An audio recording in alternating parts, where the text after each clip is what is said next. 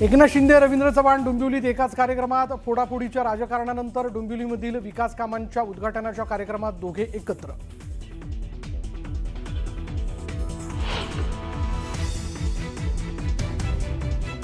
ला आदरणीय शिंदे साहेबांनी जी भूमिका घेतली त्या भूमिकेमुळे भाजप सत्तेमध्ये आलं.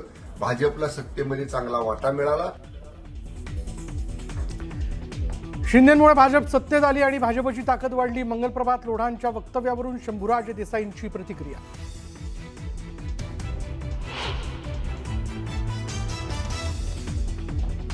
विरोधी पक्ष नेतेपद जाहीर करा तर उपमुख्यमंत्रीपद संविधानिक नाही, ते तातडीने बरखास्त करा. उद्धव ठाकरेंचा सरकारवर हल्लाबोल.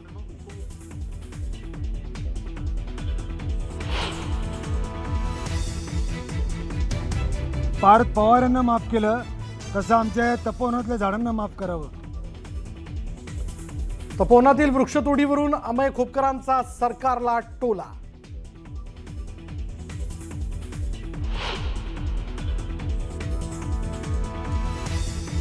ठाकरे कुटुंबाच्या लग्न सोहळ्यात पंतप्रधान नरेंद्र मोदींची उपस्थिती. दिल्लीतील अमित ठाकरेंच्या मेहुण्याच्या विवाह सोहळ्यात राज ठाकरे मोदी एकत्र.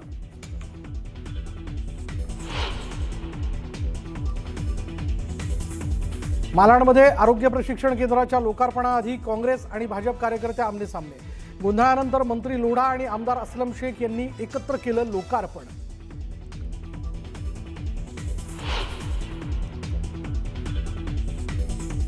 चुनाभट्टी परिसरात आंबेडकरी अनुयायांच्या आंदोलनानंतर वाहतूक सुरळीत. सायांच्या पुढे रिक्षा सोडल्यानंतर वाहतूक कोंडी फुटली.